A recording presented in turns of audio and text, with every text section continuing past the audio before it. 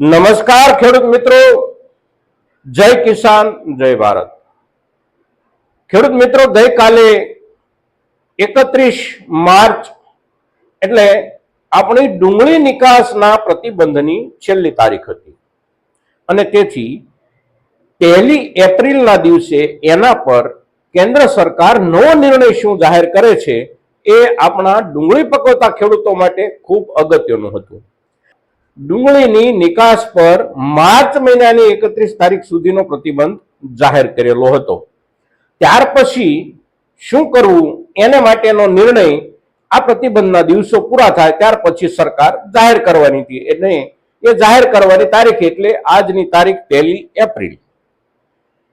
આપણા ડુંગળી પકવતા ખેડૂતો સમગ્ર સિઝન દરમિયાન ભાવને લઈને ખૂબ પરેશાન થયા। આખરે ડુંગળી એક એવો પાક છે આપણો કે એને આપણે ઝાઝા દિવસ સંગ્રહ નથી કરી શકતા અને તેથી જે ભાવ આપણને મળ્યો એ ભાવથી આપણે એનું વેચાણ કરવું પડ્યું। જે ખેડૂતોની પાસે થોડા દિવસ માટે સંગ્રહ કરી શકે એ પ્રકારનો પાક હતો એવા ખેડૂતોએ થોડા દિવસ સંગ્રહ પણ કર્યો, પણ સંગ્રહ થોડા દિવસ કર્યા પછી પણ એમાં બગાડ દેખાવા માંડે એટલે એનો નિકાલ ખેડૂતે ફરજિયાત કરવો પડે અને આપણે દરેક ખેડૂતોએ કર્યો। ડુંગળીના પાકમાં હજી ઉત્પાદન શરૂ છે અને આવતો મહિનો એટલે કે આ એપ્રિલ પછી મે મહિના સુધી ડુંગળીનો પાક પાકી અને ખેતરથી ખેડૂતના ઘર સુધી આવવાનો છે અને માર્કેટ સુધી પણ આપણે એને લઈ જવાનો છે। એટલે આપણી એક અપેક્ષા બેઠી હોય કે 31 માર્ચ સુધીના પ્રતિબંધ પછી સરકાર આ બાબતે કેવો નિર્ણય કરશે। તો આજના દિવસે સરકારનો નિર્ણય જે જાહેર થઈ ગયો છે ખેડૂત મિત્રો, એ જાહેર થઈ ગયેલો જે નિર્ણય છે એવો છે કે હજી આવતા દિવસો માટે પણ અચોક્કસ મુદત માટે, હવે કોઈ તારીખ સરકારે નથી આપી કે કઈ તારીખ સુધી પ્રતિબંધ શરૂ રહેશે, પણ અચોક્કસ દિવસો સુધી એટલે કે સરકારને જ્યાં સુધી એમ લાગે કે હજુ પણ નિકાસબંધી યથાવત રાખવી જરૂરી છે ત્યાં સુધી સરકાર ડુંગળીના પાકની નિકાસબંધી ચાલુ રાખશે।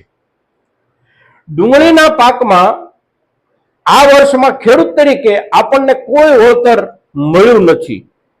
લાભકારી ભાવ મળે એટલે કે નફારૂપી ભાવ મળે એવો તો માહોલ ન બન્યો, પણ આપણે એની પાછળ જે ખર્ચ કર્યો હોય એ ખર્ચ પણ પૂરેપૂરો ઊભો ન થાય એવા સંજોગોમાં આપણે ડુંગળીનું વેચાણ દરેક ખેડૂતોએ કરવું પડ્યું હતું। મિત્રો, પાછળના વાવેતરમાં જે ખેડૂતોએ ડુંગળી વાવી છે એ ખેડૂતોને થોડો લાભ થવાની શક્યતાઓ આપણને દેખાતી હતી સરકાર નિકાસ પરનો પ્રતિબંધ હટાવી લે તો, પણ ડુંગળીના ભાવમાં બજારમાં થોડો ઘણો પણ વધારો આવે આ વસ્તુ અત્યારના ચૂંટણીના દિવસોમાં કેન્દ્ર સરકાર કોઈ પણ હિસાબે ઈચ્છતી નથી।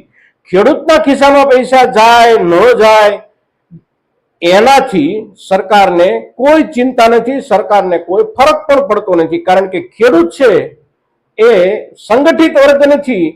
નાગરિક તરીકે અને સરકારનું નાક દબાવી શકે ચૂંટણીના દિવસોમાં એટલો સંગઠિત આપણો ખેડૂત વર્ગ નથી।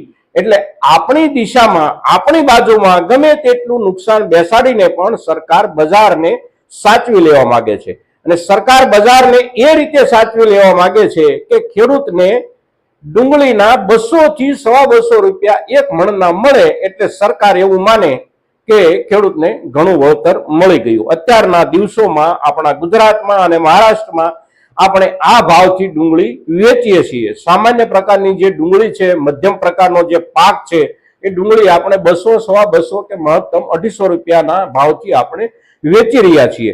અપેક્ષા હતી કે એપ્રિલ મહિનો બેસે અને સરકાર થોડી ઘણી નિકાસમાં છૂટ આપે તો પણ ભાવમાં આપણને કંઈક વધારો મળે અને આપણને લાભ થાય, પણ એ તમામ શક્યતાઓ પર સરકારે પાણી ફેરવી દીધું છે।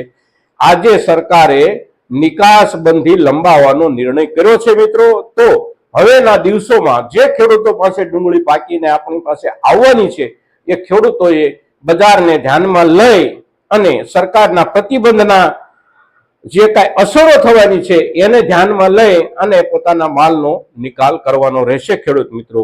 તો આજના દિવસના ડુંગળીના નિકાસના નિર્ણયને લગતા આ જે સમાચારો છે એ સમાચારો આપણા મહત્તમ ખેડૂતો સુધી પહોંચે એવા આપ સૌના તરફથી પ્રયાસો થાય એવી અપેક્ષા સાથે જય કિસાન, જય ભારત.